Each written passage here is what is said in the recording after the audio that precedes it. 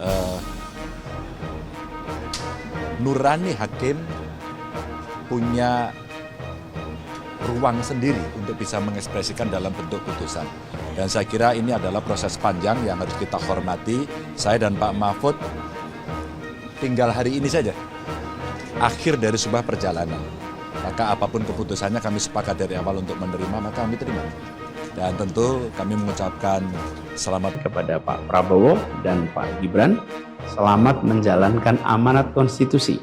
Selamat bekerja menunaikan harapan rakyat yang kini diembankan di atas pundak bapak-bapak berdua.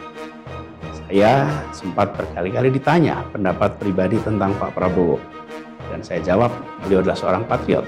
Hari ini saya terus mempercayai sebagai seorang patriot.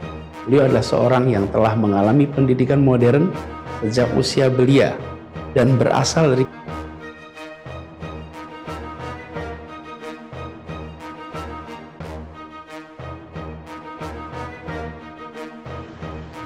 Anies Baswedan mengucapkan selamat kepada Prabowo Subianto dan Gibran Rakabuming Raka sebagai Presiden dan Wakil Presiden terpilih.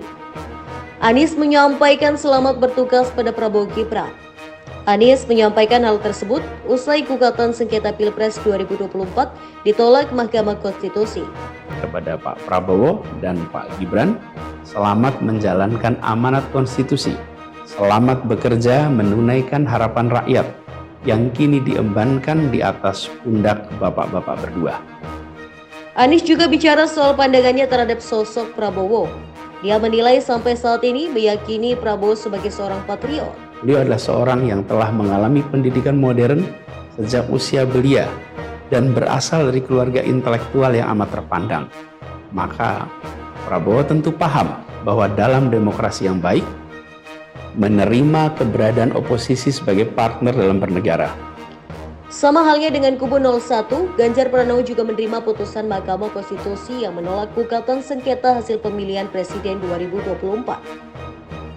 Ganjar mengatakan putusan MK tersebut merupakan akhir perjalanannya dan Mahfud MD sebagai pasangan presiden dan calon wakil presiden atau capres-cawapres.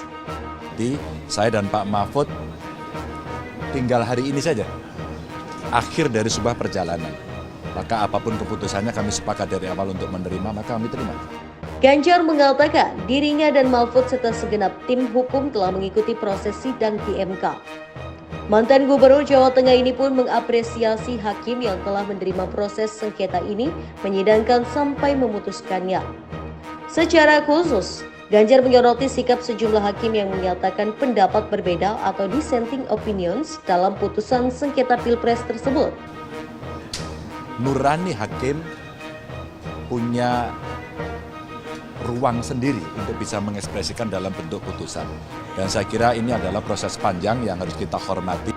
Untuk diketahui, MK menolak gugatan sengketa hasil Pilpres 2024 yang diajukan Ganjar Mahfud maupun pasangan calon paslon nomor urut 1 Anies Muhaimin. Namun ada 3 hakim konstitusi yang menyatakan pendapat berbeda atau dissenting opinions, yakni Saldi Isro, Eni Nurbaningsi, dan Arief Hidayat.